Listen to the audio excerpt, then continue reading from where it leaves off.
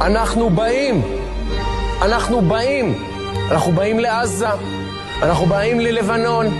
אנחנו נבוא לאיראן. אנחנו נבוא לכל מקום. תביאו בחשבון כמה אנחנו הולכים להרוג מכם, וכמה אנחנו הולכים לבצע בכם על כל אחד מ-1,300 האנשים שרצחתם, שדדתם. לא ראיתם מספרים כאלה בדברי ימי האומה הערבית. אני מעדכן אתכם שזה בא. למקרה שאתם מבולבלים, אני מעדכן אתכם שזה בא. מספרים שלא דמיינתם אפשר בכלל להגיע אליהם. ואנחנו מוכנים להיכנס לבידוד בינלאומי, ומוכנים להריב עם ארצות הברית, ומוכנים להריב עם כל העולם ואחותו.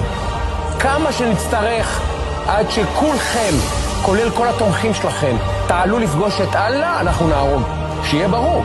שיהיה ברור, זה המצב בישראל, זה הסנטימנט. אז תחגגו ברשתות החברתיות, תעשו פרי פלסטיין, תעשו את כל המסכנות שלכם, ואנחנו נבוא להשמיד אתכם. להשמיד. להשמיד.